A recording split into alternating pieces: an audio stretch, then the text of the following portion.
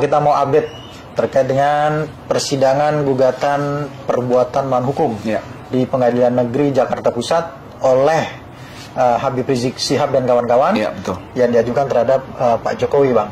Terakhir, hari Selasa lalu sidang mediasi, Bang. Ya, itu sidang mediasi gimana hasilnya, Bang? Ya, hasilnya tidak menghasilkan. Tidak menghasilkan karena yang bersangkutan tidak juga sampai mediasi terakhir itu menunjukkan kuasa bahwa dia adalah kuasa dari Pak Jokowi untuk khusus masalah mediasi ini. Oke, berarti yang kemarin datang? Ya datang, cuma mereka berarti kuasa umum masih dengan kuasa tergugat juga, gitu kuasa tergugat. Jadi bukan kuasa khusus untuk mediasi. Nah, kemudian juga tidak memberikan tanggapan atas usulan perdamaian yang kita sampaikan.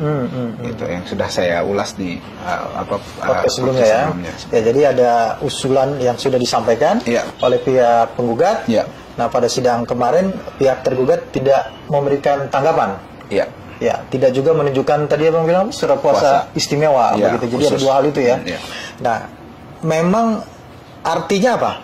Bahwa persidangan kemarin itu gagal dan bukan persidangan, mediasinya gagal dan kemudian dilanjutkan kepada persidangan nanti yang memang dilangsungkan menunggu relas dari pengadilan. Kapan, Bang? Menunggu relas dari pengadilan. Menunggu relas dari pengadilan. Berarti nanti karena mediasinya gagal, sidang pemeriksaan perkaranya begitu ya. Dan nanti akan menghadirkan bukti saksi dan ahli begitu ya. Betul. Apakah kita sudah siap dari pihaknya, Bang? Insya Allah sudah siap ya. Nah, Bang, ini kan yang cukup menarik juga ya perhatian berita yang menjadi polemik di masyarakat itu terkait dengan hasil publikasi ya dari lembaga yang namanya OCCRP yang mengatakan bahwa Presiden ke-7 Republik Indonesia Pak Jokowi ini termasuk dari termasuk dalam berapa ya, kalau tidak salah 5 atau 7 presiden di dunia yang korup begitu ya. Nah, itu hasil publikasinya mereka gitu ya.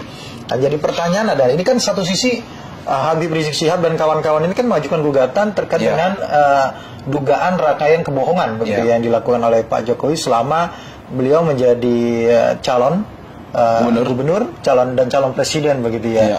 Nah, apakah hasil publikasi ini ada kaitannya, Bang, dengan dalil-dalil gugatannya Habib Rizik Syihab dan kawan-kawan? Iya, tentu saja ada, Mas Heri. Jadi gini, gugatan kita itu kan mencantumkan dugaan-dugaan kebohongan yang diduga dilakukan oleh Pak Joko Widodo sewaktu dia mencalonkan sebagai gubernur dan juga mencalonkan sebagai presiden saat itu.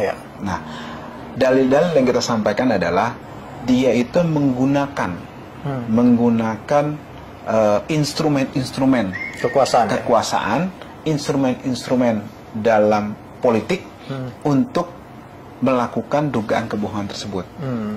Dan korupsi itu tidak bisa secara ansih diartikan hanya permasalahan uang, permasalahan dana, permasalahan anggaran yang kemudian tidak digunakan sebagaimana mestinya. Enggak, korupsi itu luas. Ada penyalahgunaan wewenang, memanfaatkan kesempatan dengan menggunakan kekuasaan, kemudian ada gratifikasi, kemudian ada juga manipulasi kekuasaan, yang dimana segala hal tadi itu menguntungkan dia atau kroninya atau golongannya atau kelompoknya dan juga merugikan negara. Nah, ini kan ini kan jelas yang kita sampaikan, dalil-dalil yang kita sampaikan dalam gugatan dugaan kebohongan itu jelas bahwa mereka Pak Jokowi menggunakan kekuasaannya tadi yang dia miliki, menggunakan instrumen ketatanegaraan. Kan pemilu dia cerita tuh berbagai janji-janji itu. Nah, itu kan penyalahgunaan. Wewenang, penyalahgunaan kekuasaan, penyalahgunaan instrumen negara. Belum lagi kalau kita bahas beberapa hal, beliau menyatakan sesuatu itu pada kapasitasnya dia, ada yang sebagai presiden juga. Artinya itu menyalahgunakan kekuasaan dia untuk menyampaikan hal-hal yang tidak sesuai. Yang kemudian ada kerugian di situ. Ada kerugian karena kan yang dia sampaikan bukan sebagai dia pribadi.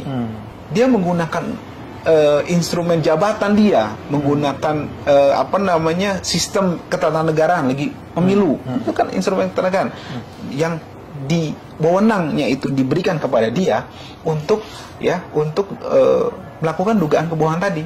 Itu kan masuk korupsi juga. Nah, maksud saya itulah ada koneksivitas di situ, dan kemudian tentu saja ini bisa dijadikan tadi yang OCCRP tadi itu hasilnya itu sebagai petunjuk bahwa ini dunia internasional juga mengetahui ini. Dan itu dapat dari penelitian di masyarakat. Informasinya begitu tuh. Nah, maksud saya kita punya datanya. Kan ada petunjuk, ada data. Terbukti kan? Tinggal nanti bagaimana hakim memandang ini untuk bisa diputuskan sesuai dengan keyakinan dia. Ya, konkretnya Bang, bentuk korelasi atau relevansi atau keterkaitan antara laporan atau publikasi dari OCCRP ini dengan dalil-dalil gugatannya tim Abang itu sederhananya adalah dia menyalahgunakan kekuasaan dia untuk melakukan dugaan kebohongan. Kan itu masuk korupsi. Penyalahgunaan kekuasaan masuk korupsi kan? Contohnya seperti apa? Konkretnya dia bilang di kantong saya ada 11.000 triliun. Dia bicara juga mengenai janjinya terkait dengan SMK yang segera mengaspal dan pesannya sudah berapa banyak itu kan.